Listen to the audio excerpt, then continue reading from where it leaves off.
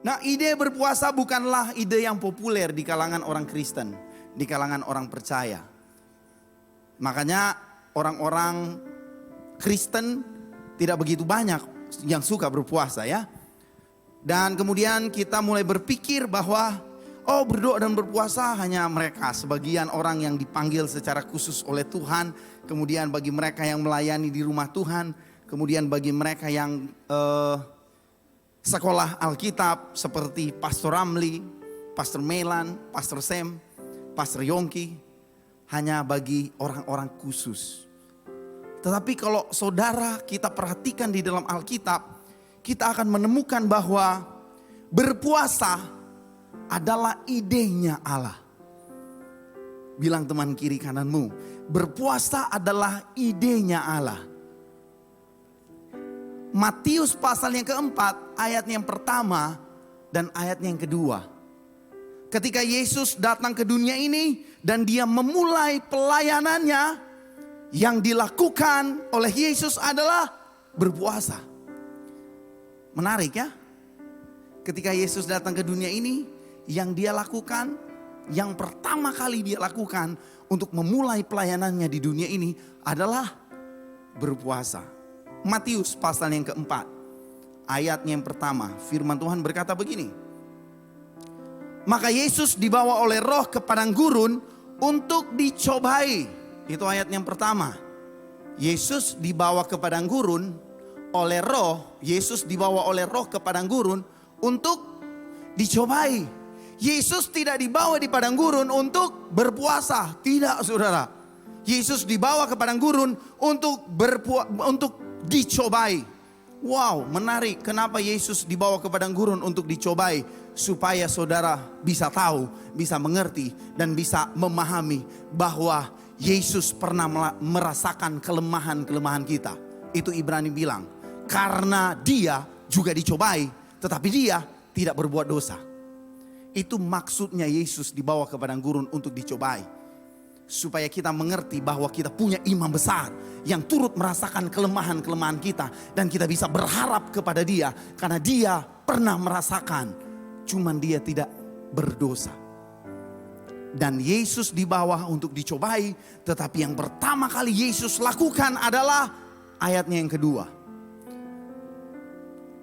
Firman Tuhan berkata begini. Dan setelah berpuasa 40 hari dan 40 malam. Yesus berpuasa 40 hari dan 40 malam. Akhirnya laparlah Yesus. Yesus memilih untuk memulai pelayanannya dengan berpuasa. Kenapa berpuasa? Karena puasa adalah idenya Allah. Dan semua orang, semua agama yang mencari Allah yang benar, di dalam hatinya itu ditaruh keinginan untuk berpuasa. Sebutkan agama apapun dan mereka akan berpuasa. Bahkan puasa mereka lebih ekstrim daripada kita orang Kristen. Yesus memilih untuk berpuasa. Karena berpuasa adalah idenya Allah sendiri. Ketika Allah menciptakan manusia dan menaruhnya di dalam Taman Eden, Allah memberi perintah kepada manusia, semua pohon di dalam taman ini buahnya boleh kamu makan. Tetapi buah pengetahuan yang baik dan yang jahat, berpuasa jangan kamu makan. Ya betul ya. Dan kemudian karena Adam tidak mau berpuasa, dia jatuh ke dalam dosa. Dosa masuk ke dunia ini dan Yesus memulai pelayanan karya keselamatannya dengan berpuasa. Karena Adam jatuh pertama kali dengan makan.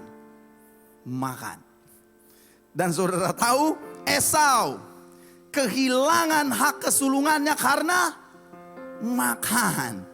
Saudara pernah baca ya? Makan. Yakub memperoleh hak kesulungannya dengan menyerahkan makanannya. Bukan cuman brenebon, kacang merah yang dikasih sama Yakub, tetapi kemudian roti. Kalau kita baca ada roti di situ. Brenebon, kacang merah, dan kemudian roti. Dikasih sama Yakub kepada Esau. Dan itu ketika itulah Yakub memperoleh hak kesulungan. Fasting dan saudara, pencobaan pertama Yesus. Pencobaan pertama Yesus yang dilontarkan oleh iblis adalah, jika engkau anak Allah, suruh batu ini jadi makanan, jadi roti. Berpuasa sangat penting dalam hidup kita. Kalau ada seorang hamba Tuhan bilang berpuasa, berdoa dan berpuasa adalah sakramen kudus di dalam kehidupan orang percaya. Berpuasa adalah idenya Tuhan. Karena ketaatan dan penundukan ada di dalam satu paket yang namanya berpuasa. Kalau engkau mau jadi orang yang taat, berpuasa. Kalau engkau mau jadi orang yang tunduk, berpuasa. Kalau engkau mau jadi orang yang taat dan kemudian menjadi orang yang tunduk, berpuasa jawabannya. Orang Kristen harus mengerti bahwa berpuasa adalah bentuk ketaatan dan ketundukan kita kepada Allah. Mari kita lihat Roma pasal yang ke-12 ayat yang pertama. Firman Tuhan berkata begini. Roma 12 ayat yang pertama. Karena itu saudara-saudara, demi kemurahan Allah, aku menasihatkan kamu supaya kamu mempersembahkan tubuhmu sebagai persembahan yang hidup, yang kudus dan yang berkenan kepada Allah. Itu adalah ibadahmu yang sejati. King James Version berkata begini. I beseech you therefore, brethren, by the mercy of God, that ye present your bodies a living sacrifice, holy, acceptable unto God, which is your reasonable service. Berikan tubuhmu sebagai a living sacrifice. Wow. Persembahan berbeda dengan korban. Persembahan berbeda dengan korban. Kita kadang mengerti bagian ini sebagai persembahan. Ketika saya datang di gereja melayani Tuhan, itu persembahan hidup saya. Ku persembahkan hidupku a living sacrifice untuk Tuhan. Tidak sedang kali itu saudara. A living sacrifice. Mari saya minta satu gambar saudara. Satu kali ada ayam dan babi begitu merasakan kasih dari peternak farm, dan mereka tergerak untuk memberikan sesuatu. Ayam bilang begini, hey bro, mari kita menyenangkan Tuhan kita. Saya akan persembahkan telur dan kamu bacon. Nah ini ya, Bacon by Hartman. Bacon and egg. Ayam bilang, ayo kita persembahkan sesuatu untuk Tuhan kita karena kasihnya yang besar. Dia bilang, babi langsung bilang begini, okay, let's do it. Bagi ayam, mempersembahkan telur itu persembahan. Bagi seekor babi, mempersembahkan telur, mempersembahkan bacon itu sacrifice. Tidak ada ayam oke, ayo besok juga saya bertelur. Kamu ayo bacon and egg. Tahu bacon? Itu ternyata saya lihat itu daging di belakang sama di sampingnya babi. Itu berarti dia harus dibunuh. Bukan karena si babi ini stupid saudara. Bukan karena dia stupid. Karena dia mengerti Roma 12 ayat 1.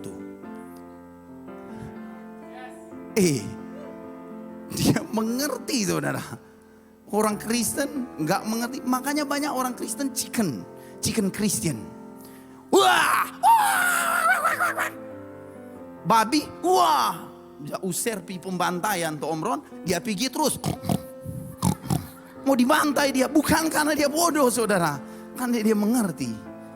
Roma 12 ayat 1. Ketika saya menerima Yesus sebagai Tuhan dan Juru Selamat, saya jadi kostor. Saya yang melamar sama gembala.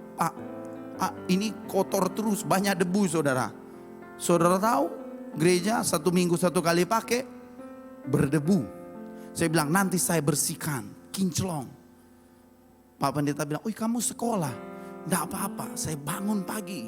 Pak pendeta bangun jam 4, saya jam 3 bangun. Benar saudara, ketika saya mengalami perjumpaan pribadi dengan Tuhan kelas 1 SMA. Saya sering tidur, ada kakak saya di sini, jadi saya tidak mungkin berdusta ya. Saya bangun pagi. Sampai tapi papa bilang, angkat juga waktu baju kong tidur di gereja. Karena saking kerinduan saya untuk melayani Tuhan. Setiap pagi, bangun pagi, bersih gereja, bersih pastori, bangun pagi, mempersembahkan hidup bagi Tuhan, berdoa setiap minggu, berpuasa setiap minggu, berpuasa. Kenapa? Karena kemurahan Allah yang saya rasakan, by the mercy of God. Kemurahan, kebaikan Allah yang saya alami, yang saya nikmati, yang saya rasakan, dan saya mengerti apa yang saya lakukan itu tidak akan sebanding dengan kasih Tuhan yang besar. Itu saudara. Dan kalau saudara sudah dibilang by the mercy of God, persembahkanlah tubuhmu as a living sacrifice. Saudara menyanyi, nyak tak potong. Saudara berpuasa, banyak alasan. Loh, karena sakit, berpuasa sakit saudara. Apalagi tadi ada bacon and egg, 21 hari. Saya lihat langsung meleleh, tapi kita gidi-gidi meleleh. Tada dapat ini bacon and egg. Saya bilang, ini bagus untuk pertama. Kong kita cari bacon and egg, muncul kamari Hartman foto. Saya bilang, memang ini paling mantap. Saya bilang, Titi, besok biar mereka yang berpuasa langsung.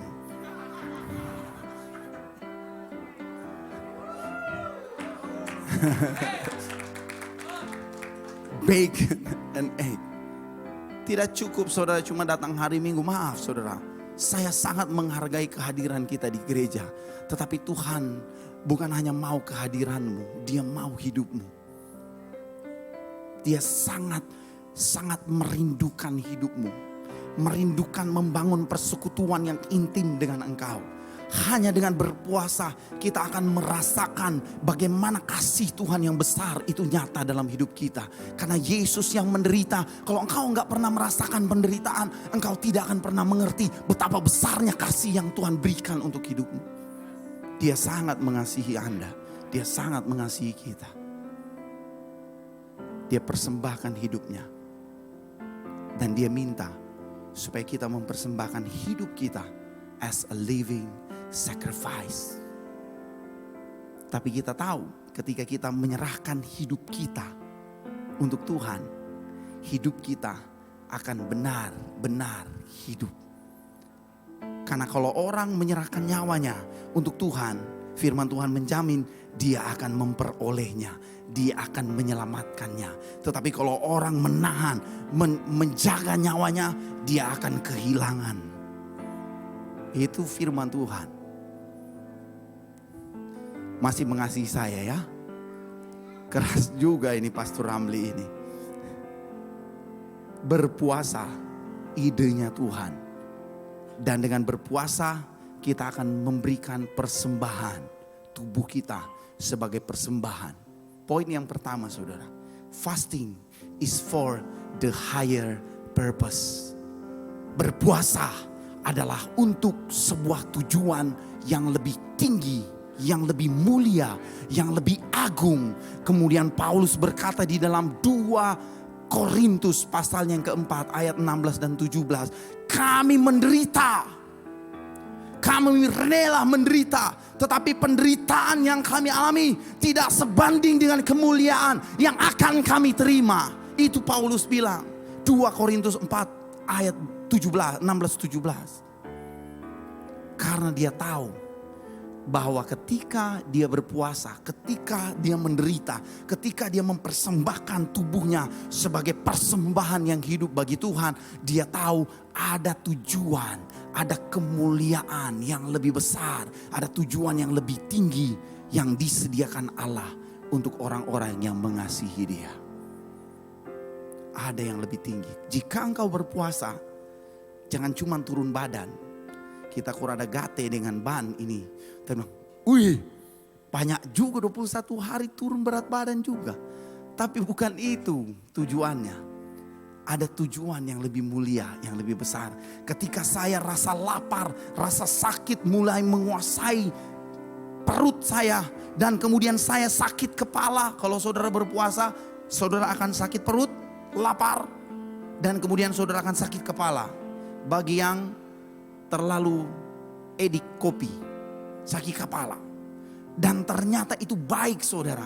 Kita lagi mempersembahkan, mengizinkan sesuatu yang besar terjadi di dalam hidup kita. Karena kita turut merasakan, penderitaan yang saya alami ini adalah untuk tujuan yang lebih mulia, yang lebih besar. Kemuliaan yang lebih besar yang disediakan Tuhan. Ada orang-orang yang kemudian saya doakan. Ketika saya berpuasa, saya melihat keluarga saya. Dan kemudian saya berdoa, saya berpuasa untuk keluarga saya. Ketika saya berpuasa, saya punya tujuan yang lebih mulia. Yaitu saya ingin melihat jemaat Tuhan. Ada orang-orang yang diselamatkan. Hidup mereka akan mengalami terobosan. Ada tujuan yang lebih mulia, yang lebih besar. Kalau engkau berpuasa, tetapkan tujuan. Jangan cuma begini, puasa. Supaya apa? Supaya turun badan, itu diet. Puasa, supaya apa? Supaya lebih sehat, salah. Puasa, supaya apa? Supaya lebih berkenan di hadapan Tuhan. Lebih rohani. Tapi ternyata salah. Berpuasa supaya kamu tahu bahwa hidupmu adalah persembahan yang hidup, yang kudus. Dan hidupku ini berkenan di hadapan Tuhan. Persembahan yang hidup. A living sacrifice. Kalau saudara menyanyi, main gitar. Saudara akan, mantap dia main gitar. Mana ada penderitaan di situ. Adanya kebanggaannya. Tapi sampai pemain-pemain mereka berpuasa. Kalau tidak berpuasa tanda kasih naik. Benar saudara. Enak main keyboard ting ting ting. Tapi berpuasa mengambil bagian dalam penderitaan Kristus. Berpuasalah untuk tujuan yang lebih mulia. Kembali pusatkan perhatianmu dari rutinitasmu, dari kebiasaan duniawimu, dari kebiasaan-kebiasaan yang kau lakukan setiap hari. Pusatkan perhatianmu untuk Tuhan. Ketika engkau berpuasa, jam-jam doamu, jam-jam makanmu diganti dengan jam doa. Jangan jam doa, ya berpuasa tidur. Enak sekali. Ketika engkau berpuasa, jam makanmu pakai untuk berdoa. Ya doakan siapa saja yang Tuhan gerakkan di dalam hatimu untuk didoakan. Ketika engkau berpuasa, engkau datang untuk melakukan sesuatu yang baik yang belum pernah engkau lakukan sebelumnya. Berpuasa untuk tujuan dan memusatkan perhatianmu kembali tertuju kepada Allah. Yang kedua saudara, berpuasa adalah bentuk ketaatan dan ketundukan fisik yang menarik kuasa supranatural bekerja di dalam diri kita. Berpuasa adalah bentuk ketaatan dan ketundukan fisik kita yang kemudian akan menarik kuasa supranatural itu terjadi di dalam hidup kita. Perkenanan Allah itu datang hadir di dalam diri kita. Kasih Allah untuk semua orang. Karena begitu besar kasih Allah akan dunia ini. Tetapi perkenanan Allah butuh sesuatu yang engkau lakukan untuk menarik perhatian Tuhan tertuju kepadamu. perkenanan Allah. Bentuk ketaatan fisik kita itu akan menarik kuasa supranatural bekerja di dalam diri kita. Keluaran pasal yang ke-17 ayat 13, ayat 11, 13, 15 dan 16. Dan terjadilah apabila Musa mengangkat tangannya, lebih kuatlah Israel. Tetapi apabila ia menurunkan tangannya, lebih kuatlah Amalek. Apa hubungannya tangan angkat turun, kuat Israel, kuat Amalek, kuat Israel, kuat Amalek? Gak ada hubungan. Tetapi bentuk ketaatan Musa itu mengerjakan kuasa supranatural bekerja. Maka penatlah tangan Musa, sebab itu mereka mengambil sebuah batu, diletakkanlah di bawahnya supaya ia duduk di atasnya. Harun dan Hur menopang kedua belah tangannya, yang seorang di sisi yang satu, yang seorang di sisi yang lain, sehingga tangannya tidak bergerak sampai matahari terbenam. Ayat 15, ayat 13. Demikianlah Yosua mengalahkan Amalek dan rakyatnya dengan mata pedang. Ayat 15. Lalu Musa mendirikan sebuah mezbah dan dinamainya Tuhanlah panji-panjiku. Ia berkata, tangan di atas panji-panji Tuhan. Tuhan berperang melawan Amalek turun-temurun. Bentuk ketaatan fisik Musa menarik perkenanan Allah turun atas bangsa Israel. Mereka menang. Apa hubungannya angkat tangan, turun tangan, angkat tangan, turun tangan? Bukan soal angkat tangan, turun tangan. Tetapi soal ketaatan yang diwujud nyatakan lewat perbuatan, lewat tindakan fisik kita. Itu yang dihargai Tuhan. Daniel pasal yang ke-10 ayat yang ketiga mulai berkata. Ayat 3, ayat 10 dan 11. Firman Tuhan berkata begini. Daniel pasal yang ke-10. Makanan yang sedap tidak kumakan. Daging dan anggur tidak masuk ke dalam mulutku. Dan aku tidak berurap sampai berlalu 3 minggu penuh. 21 hari seperti hari ini. Ayat 10. Tetapi ada suatu tangan menyentuh aku dan membuat aku bangun sambil bertumpu pada lutut dan tanganku. Katanya kepadaku, Daniel, perhatikan ini. Engkau orang yang dikasihi. Kalau ini, engkau orang yang dikenan Tuhan, mendapatkan perkenanan Tuhan. Camkanlah firman yang kukatakan kepadamu dan berdirilah pada kakimu, sebab sekarang aku diutus kepadamu. Ketika hal itu dikatakannya kepadaku, berdirilah aku dengan gemetar. Ketika Daniel berpuasa, melakukan tindakan fisik, tindakan ketaatan dan ketundukan fisik, maka Daniel mendapatkan perkenanan Tuhan.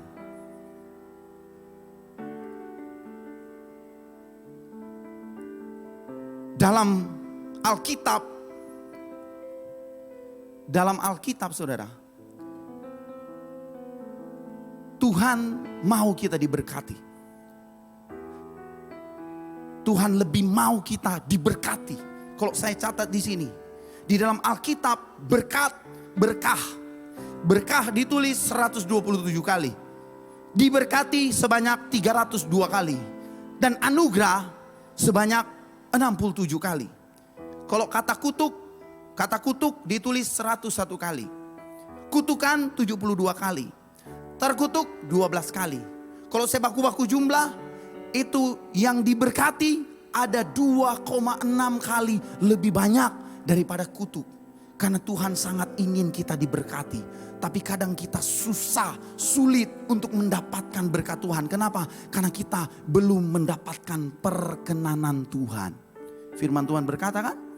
Ulangan, berkat Tuhanlah yang menjadikan kaya. Susah payah tidak akan menambahinya. Perkenanan Tuhan yang akan memungkinkan kita menikmati berkat Tuhan. Yang saya bilang tadi saudara, Esau memutuskan perkenanan Allah dengan menukarnya dengan makanan. Tindakan fisik Esau. Yakub mengubah keadaannya, second layer, orang kedua. Harusnya si bungsu. Anak kedua tidak bisa mendapatkan berkat anak sulung, tidak bisa. Tetapi ketika Yakub berani menyerahkan makanannya kepada Esau, dia mendapatkan perkenanan Tuhan. Tindakan fisik kita, ketaatan fisik kita akan membuat perkenanan Tuhan itu turun atas kita. Saudara, kita perlu sadar bahwa setiap hari itu di alam roh itu terjadi pertempuran antara malaikat Tuhan dengan malaikat iblis. Setiap hari.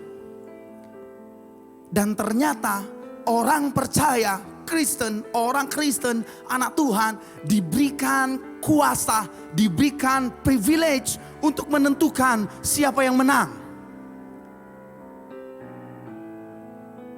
Ketika Musa mengangkat tangan, menanglah Israel. Ketika tangan Musa turun, menanglah Amalek. Di alam roh terjadi pertempuran, dan itu setiap hari. Firman Tuhan berkata, Daniel pasalnya ke-10 ayat 12 sampai 13. Firman Tuhan bilang begini, lalu katanya kepadaku, janganlah takut Daniel, sebab telah didengarkan perkataanmu sejak hari pertama engkau berniat untuk mendapatkan pengertian dan untuk merendahkan dirimu di hadapan Allah, dan aku datang oleh karena perkataanmu. Ketika Daniel merendahkan diri di hadapan Allah, merendahkan diri di dalam perjanjian lama selalu berkaitan dengan berpuasa. Ayat 3, Daniel merendahkan diri, ya. Kemudian firman Tuhan lanjut berkata begini, pemimpin kerajaan orang Persia berdiri 21 hari lamanya menentang aku. Sama dengan lamanya Daniel berpuasa. Tetapi kemudian Mikael saudara tahu? Malaikat perang. Mikael malaikat perang. Tetapi Mikael, salah seorang dari pemimpin-pemimpin terkemuka, datang menolong aku, dan aku meninggalkan dia di sana berhadapan dengan raja-raja orang Persia. Di mana? Di alam roh.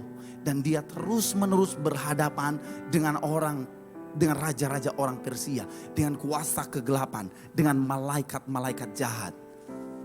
Dan orang percaya diberikan privilege untuk menentukan kemenangan ada di pihak siapa. Oh, saudara gak percaya? Saya kasih ayat lagi. Wahyu pasal yang ke-12 ayat 7 sampai 11. Perhatikan ini baik-baik. Wahyu pasal 12 ayat 7 sampai 11. Maka timbullah peperangan di sorga. Mikael dan malaikat-malaikatnya berperang melawan naga itu, dan naga itu dibantu oleh malaikat-malaikatnya. Tetapi mereka tidak dapat bertahan. Mereka tidak mendapat tempat lagi di sorga.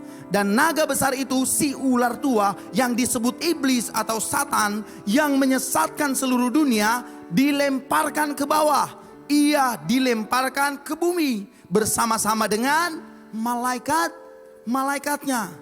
Dan aku mendengar, firman Tuhan bilang, perhatikan. Dan aku mendengar suara yang nyaring di sorga berkata, sekarang telah tiba keselamatan dan kuasa dan pemerintahan Allah kita dan kekuasaan Dia yang diurapinya, karena telah dilemparkan ke bawah pendakwa saudara-saudara kita yang mendakwa mereka siang dan malam di hadapan Allah kita.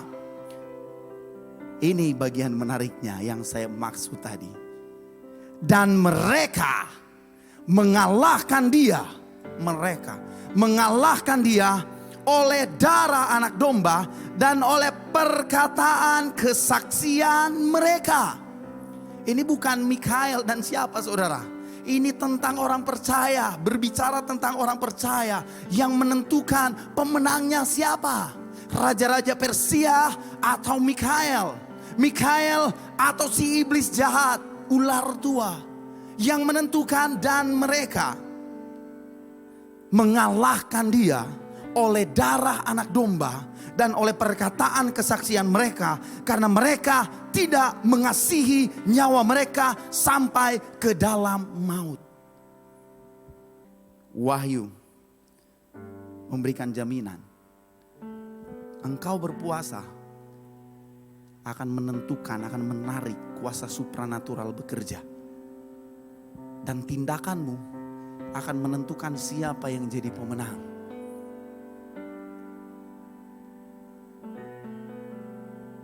Mulai dengan berpuasa. Kalau engkau mengalami kegagalan, tarik dirimu kembali, berpuasa. Kalau engkau mengalami tantangan, tarik dirimu, berpuasa. Kalau engkau mengalami pergumulan hidup yang sepertinya engkau akan kalah, berpuasa. Karena ketika engkau berpuasa, engkau akan menarik perkenanan Tuhan. Kuasa Tuhan bekerja di dalam hidupmu. Dan engkau akan melihat kemenangan dan terobosan terjadi di dalam hidupmu. Di akhir kisah Matius pasal 4 tadi, Yesus keluar sebagai pemenang. Kenapa? Dia memulainya dengan berpuasa. Orang percaya punya bagian yang sama. Ketika engkau mulai dengan berpuasa, endingnya engkau tahu, engkau pasti akan menang. Pasti. Pasti, saudara. Oh ya, sepasti dia berfirman, sepasti itu juga dia akan menggenapinya. Dan kalau Tuhan memberikan jaminan bagi kita bahwa dia menjadi miskin supaya kita jadi kaya, dia menjadi hina supaya kita dimuliakan, itu pasti. Tetapi ingat, engkau perlu ambil bagian di dalamnya supaya perkenanan Allah turun atas hidupmu. Dan engkau akan melihat Tuhan berkati engkau. Pergumulan yang besar hanya bisa dikalahkan dengan berdoa dan berpuasa. Saudara siap berpuasa? Semangat saudara. Pastor nak makan 24 jam. Sorry, orang bukan pemimpin gereja yang kejam. Pastor Melan kasih 13 jam kalau engkau belum bisa. Dan itu benar. Kalau engkau nggak disuruh langsung sama Tuhan, jangan puasa 40 hari 40 malam. Bisa mati saudara. Tapi kalau engkau disuruh sama Tuhan silakan. Dan engkau tahu bahwa Tuhan menyuruhmu untuk berpuasa 3 hari 3 malam tanpa makan tanpa minum, silakan. Tapi di Metro Church Manado ada beberapa jenis puasa. Ada yang tetap makan seperti Daniel, tetapi makanan-makanan enak, makanan-makanan sedap tidak dinikmatinya. Dia jadi vegetarian. Makan sayur terus dengan minum air putih. 13 jam cuma gampang, dari jam 6 pagi sampai jam 6 sore sampai jam 6 pagi. Tapi apa yang kau lakukan di antara itu, itulah yang menentukan puasamu berkenan atau tidak. Engkau tidur terus, bangun mari, hore sudah jam 7, ayo makan. Tapi ketika engkau 13 jam, tetapi engkau berdoa 5 jam. Perkenanan Tuhan. Cuma 16 jam pastor, gampang. Dari jam 4 sore sampai jam 9 sudah 16 jam. Gampang saudara. 18 jam bisa. Toh engkau bisa minum air putih. Dan engkau melakukan tindakan fisik, ketaatan dan penundukan di antara jam puasamu. Maka engkau akan melihat Tuhan menyatakan mujizatnya, rencananya atas hidupmu.